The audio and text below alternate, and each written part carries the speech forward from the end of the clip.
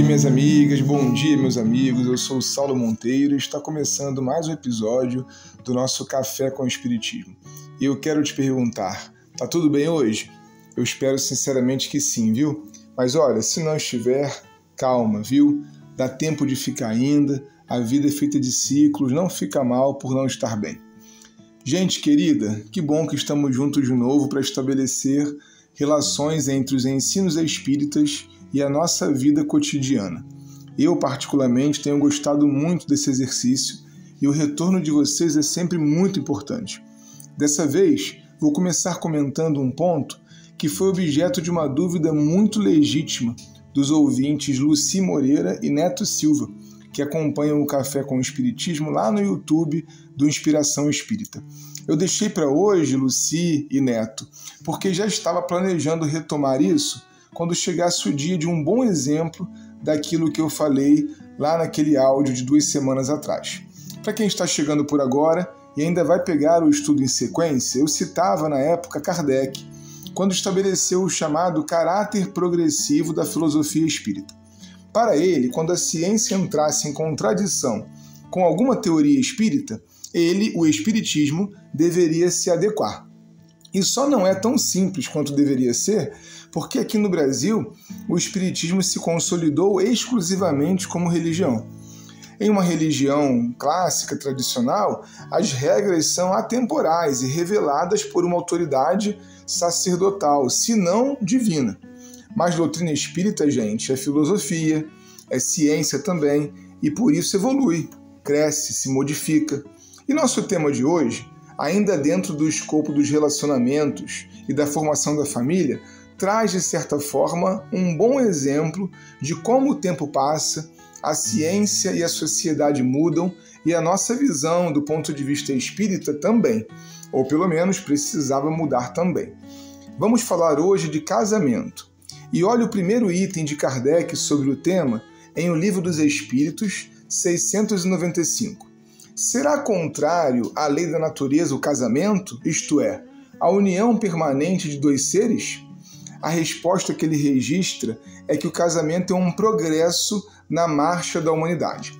No item seguinte, 696, lemos um comentário seu dizendo: o estado de natureza é o da união livre e fortuita dos sexos.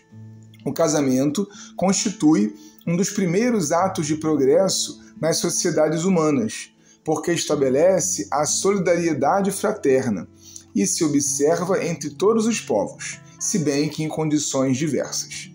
Para nosso comentário dessa conceituação espírita de casamento, se é que posso dizer assim, quero lembrar primeiramente que o casamento é uma instituição humana, social, mutável conforme o lugar e o tempo. Como o texto aponta, a lei divina que está por detrás desse fenômeno é a solidariedade, a união, que são filhotes do amor. Esse sim, uma meta espiritual, atemporal, permanente, o amor.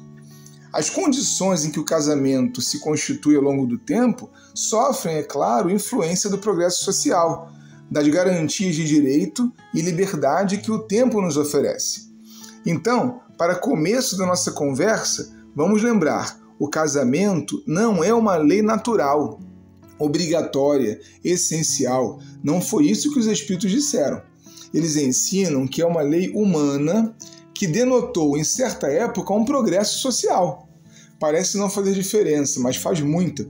Por exemplo, já houve época em que o casamento era exclusivamente negócio, status, manutenção de poder. Já houve tempo em que, através dele, a mulher era formalmente tida como propriedade masculina. Horrível. Em outro momento, e até hoje em certos países e religiões, o casamento é indissolúvel, para sempre, não se pode separar. E tudo isso era ou foi legal. Se o Espiritismo referenda qualquer tipo, todo e qualquer tipo de casamento como lei de Deus, todas essas injustiças passam a ser sua responsabilidade também. O casamento é uma união de seres, como Kardec apontou. E essa união nos inicia no amor, no cuidado, na parceria. Essa é a essência. Como aponta o item seguinte, 697, também de O Livro dos Espíritos, as leis humanas são mutáveis e não podemos nos basear nelas para entender as de Deus. E na continuidade, gente querida, desse raciocínio de treino do amor, é que vem o exemplo que evocávamos no início, sobre as adequações que a ciência incita na filosofia espírita e que nossos ouvintes questionaram. Vamos ler com muita abertura de mente, carinho, mas também com alguma criticidade, o item 701 do mesmo livro citado, que em um subtítulo do tema que estudamos, trata da poligamia. É um trecho pequenininho. O casamento, segundo as vistas de Deus, tem que se fundar na afeição dos seres que se unem. Na poligamia, não há afeição real, apenas sensualidade. Eu estou muito desconfiado, gente, que aqui a ideia de poligamia do texto está vinculada ao machismo estrutural, que, se é evidente hoje, já foi muito pior, e colocava mulheres, por exemplo, em um harém, exclusivamente para fins sexuais, sabe? Um homem que possui muitos casamentos com várias mulheres. Mas para os tempos de hoje, será que toda relação não monogâmica é errada? Por exemplo, será que 3 pessoas que resolveram se casar estão mesmo descumprindo alguma lei de Deus? E se essas pessoas nem se relacionam sexualmente e estão juntas exclusivamente porque se amam, como que eu vou culpar a sensualidade? Dá para entender agora? Está escrito no Livro dos Espíritos? Está. Mas dá para dizer que esse é um ensino espírita atemporal, tipo imortalidade da alma? Reencarnação? Não dá, gente. A sociedade mudou. Se 2, 3 ou 4 pessoas buscam se unir em sentimento, estabelecendo uma relação de afeto, isso é um casamento. Qual é o problema? A moderna psicologia vem estudando as relações afetivas e descobrindo que, assim como você pode ter 2 filhos e amar igualmente a eles, é sim possível também ter mais de uma parceria conjugal. Eu não consigo imaginar para mim, sabe? E tudo bem, porque cada um de nós dá e recebe afeto de um jeito. Mas o que não dá é para julgarmos alguém e muito menos achar que esse seria um erro contra as leis de Deus.